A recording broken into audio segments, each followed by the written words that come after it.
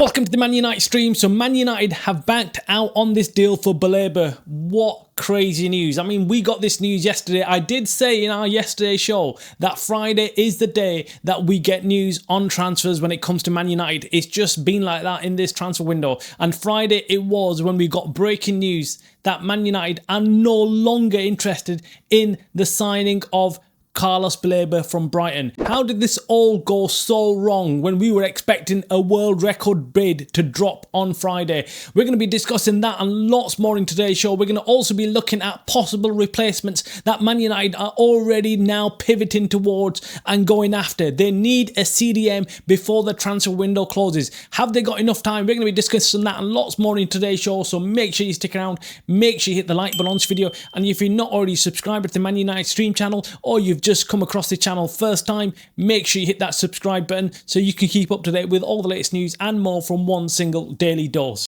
Okay, so let's kick off today's show with, of course, the news that Carlos Baleba is no longer going to be our record signing this summer transfer window. United have backed out. We heard yesterday from a few reliable sources around about 4 o'clock in the afternoon, 5 o'clock, I can't even remember now, but it was around about the afternoon time when we got the news that Man United were walking away from the Carlos Baleba deal.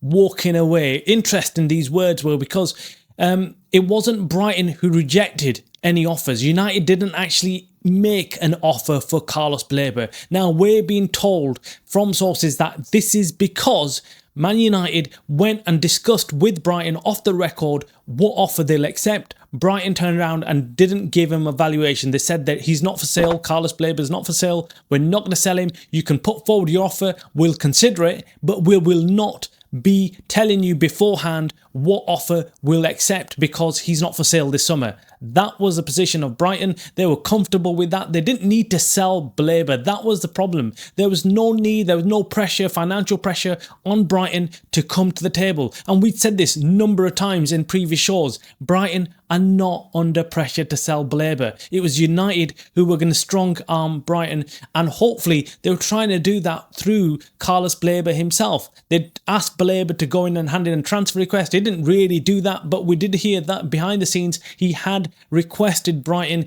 consider his move to Man United and facilitate it. But Brighton were always going to ask for over £100 million. And we're hearing that that was the reason why United walked away, because they didn't want to make a world record bid. But of course, they should have known that even before going in for Baleba, that Brighton were going to ask something in the region of £100+ million. Now, the people at United in the negotiation positions heard what Brighton had to say and walked away from the deal. Am I upset? Yes, of course I was upset. I was gutted yesterday hearing the news that we've missed out on this huge player, one of the best CDMs right now in Europe, and we're missing out on him, especially when we'd already ran away with the idea of him playing in this team of ours and just making it an absolute formidable team.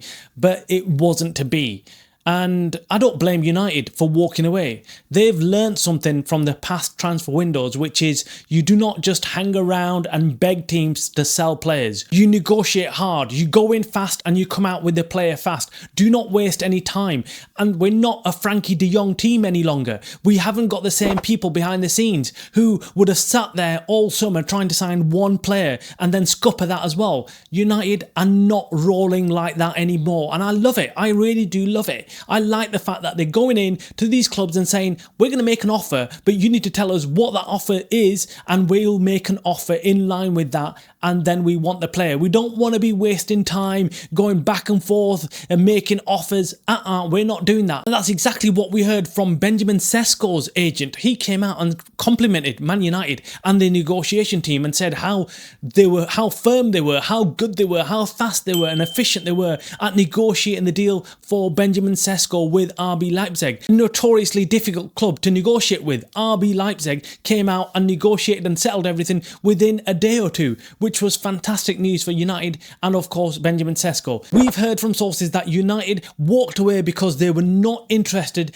in going in for days and weeks of negotiations with Brighton. Now, throughout United's pursuit of Baleba, we heard that he agreed personal terms with United. He wanted to move to United. He'd handed in a transfer request. What happened to all that? Well, we still believe that Baleba did want to move to United, but did not cut ties with Brighton. He didn't do Alexander Isak to Newcastle. He's not done that. He's not fell out with the board or the management. He's just gone up to them and said, look, I would like to move. That's my dream move.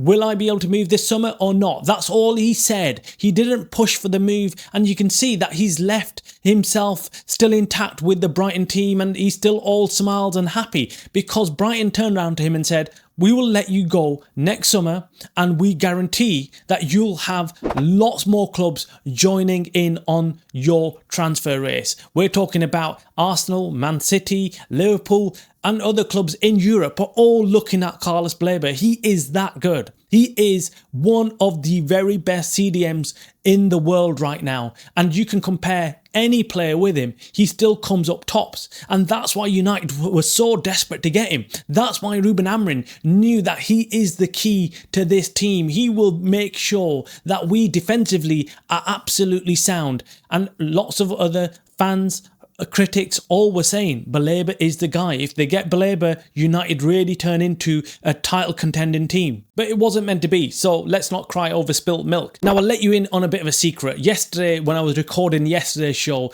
I did, whilst recording it, find out that United might be walking away and Brighton will not be selling Baleba.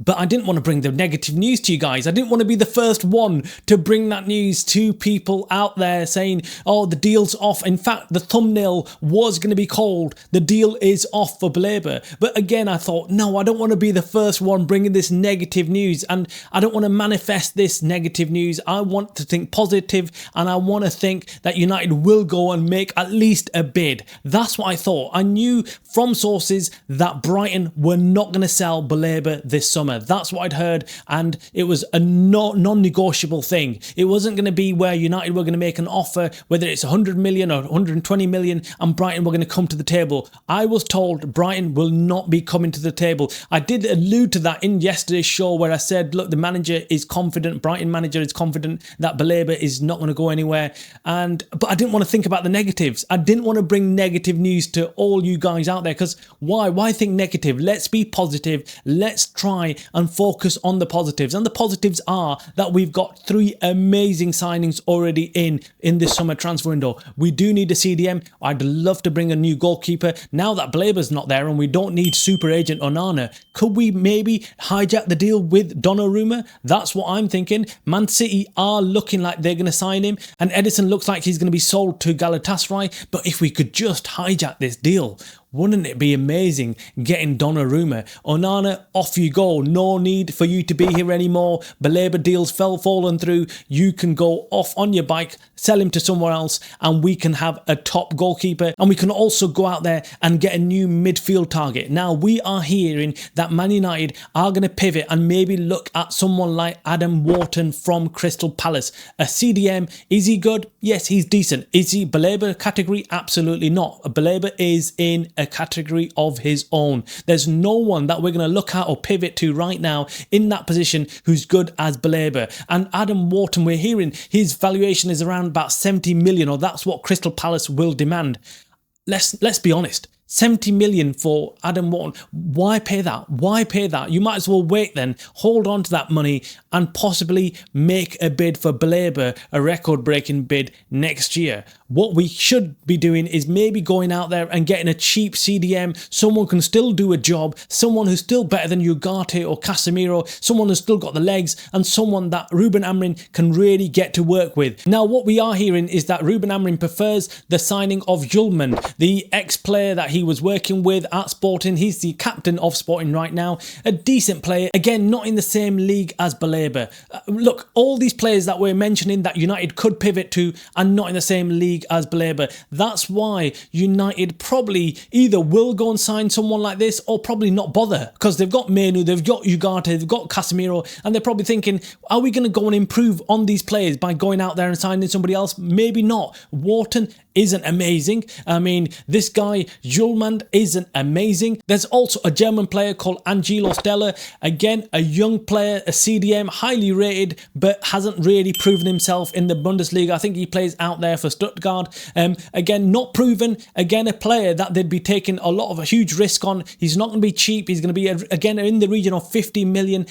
Are United willing to spend that much money on a player that's unproven and going to be brought into the Premier League? That's the problem. That's why probably Adam Wharton is probably the only option that they could go for. But again, Crystal Palace, they're not in a position to sell him right now. Crystal Palace have got a few other sales going on at the moment. They're going to be short in squad numbers. They don't want to lose another player at this time. United really have got about 2 weeks to go and search for another CDM. It's going to be a really difficult task, but we will of course bring you any developments that we get, any news we get on any new target that United are tapping up. It's going to be an interesting couple of weeks. Let's wait and see what happens. Can this Man United recruitment team go out there and pull out the stops and go and sign somebody else equivalent to Baleba? There must be somebody out there who's as good as Baleba. What's going on with our scouting department? Why can't we find the next Baleba? Why can't we find the next Casido? We can. We just have to look. You are watching the Man United Stream channel